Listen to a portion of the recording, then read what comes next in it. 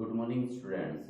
आज हम 11th class के इस वीडियो में अपना टॉपिक करेंगे exceptions to law of demand, यानी कि हम हिंदी में कहते हैं अपवाद कि लॉ ऑफ डिमांड है वो कहाँ लागू नहीं होता, यानी कि कौन सी ऐसी सिचुएशन है जहां पे लॉ ऑफ डिमांड है वो क्या हो जाता है, फेल हो जाता है, असफल हो जाता है।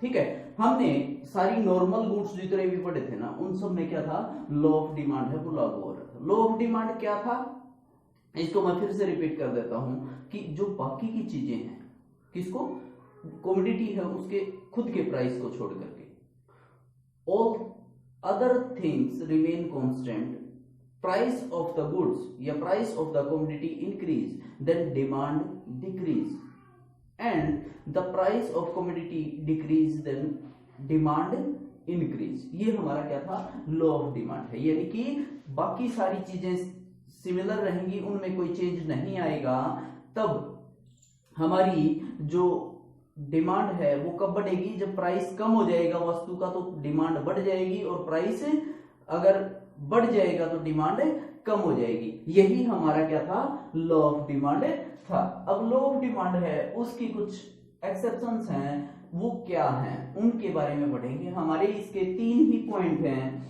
कि लॉ ऑफ डिमांड कहां कहां लागू नहीं होता।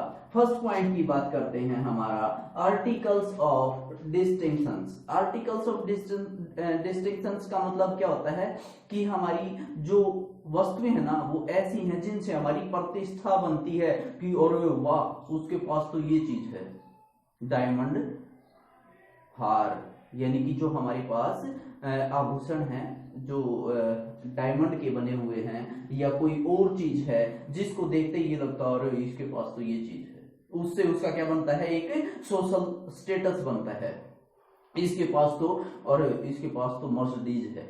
अब वो मर्सिडीज है वो क्या है, एक स्टेटस बनाता है। तो उन चीजों की, अगर हमने क्या बात की थी, लॉ ऑफ डिमांड में प्राइस कम होता है तो डिमांड इंक्रीज होती है, और प्राइस बढ़ता है तो डिमांड डिक्रीज होती है। लेकिन जो ये चीजें होती हैं जिनसे प्रतिष्ठा बनती है उनका प्राइस इंक्रीज होगा तो उनकी डिमांड भी इंक्रीज होगी।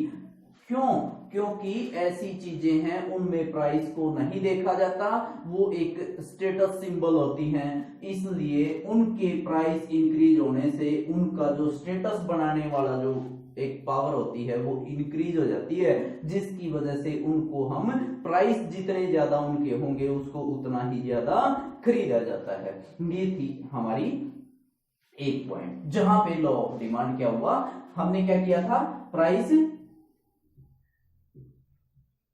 तो क्या हो रहा था, इंक्रीज, और लॉ ऑफ डिमांड में क्या होता है,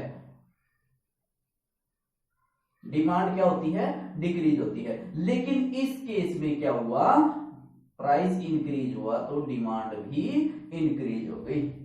ठीक है, अब इसके बाद हम बात करते हैं, अब प्राइस के साथ डिमांड इंक्रीज हो गई तो क्या हुआ, हमारा डिमांड कर्व कैसे बनता था, ऐसे, लेकिन यहां क्या हुआ है, प्राइस जैसे जैसे इंक्रीज होता है, ये हमारा क्या है, पी से क्या हुआ, P1 हुआ है, और क्वांटिटी Q से क्या होगी, Q1 हो गई, यानी कि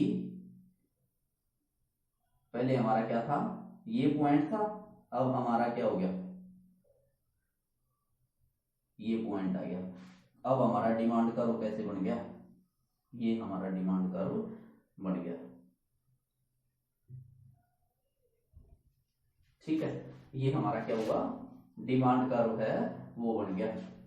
ठीक है, यानी कि इसका स्लोप क्या हुआ, अपवर्ड स्लोप वाला डिमांड कर्व यहां आ जाता है। ये क्या है, एक्सेप्शन है, इसको हम छोड़ के चलेंगे, लॉ ऑफ डिमांड में इसको इंक्लूड नहीं किया जाता, यानी कि लॉ ऑफ डिमांड है वो यहां आकर के इस तरह के कोई गुड्स हैं जो स्टेटस सिंबल बनाते हैं, हमारा प्रतिष्ठा सूचक वस्तुएं जो बोला जाता है, इनको हमारी प्रतिष्ठा बनाते हैं, हमारा एक स्टेटस बनाते हैं, उन चीजों को हम क्या करते हैं, वो वहां उन चीजों के ऊपर जो हमारा लॉ ऑफ डिमांड है वो असफल होता है।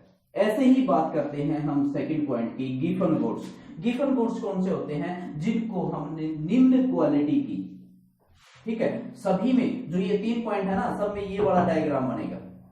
ऐसे ही हमारा जो डिमांड कर्व है वो स्लोप अपवर्ड ही जाएगा। अच्छा, गिफ्ट गुड्स में क्या होता है, निम्न क्वालिटी की, लो क्वालिटी प्रोडक्ट्स इसको हम कहते हैं। जैसे हमारा डालडा की है, रेडी में बिकने वाला सामान है, उसमें क्या होता है, उस सामान में अगर उसके प्राइस इंक्रीज हो जाएंगे तो क्या करेंगे, लोग उसको ज्यादा खरीदेंगे, और अगर उसके प्राइस कम हो जाएंगे तो लोग उसको कम खरीदेंगे। क्यों? क्योंकि अगर प्राइस बढ़ेंगे ना तो जो अमीर लोग हैं, जो ज्यादा पैसे वाले लोग हैं, वो भी उसको थोड़ा थोड़ा खरीदना शुरू कर देते हैं। क्यों?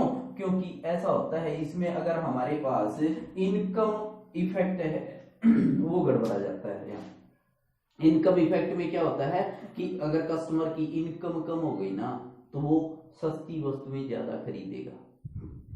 ठीक है, तो प्राइस अगर बढ़ गया इस वस्तु का, गिफ्ट गुड्स है उसका, अगर प्राइस इंक्रीज होता है, प्राइस क्या होता है, इंक्रीज होता है, तो लोग उसको ज्यादा खरीदते हैं।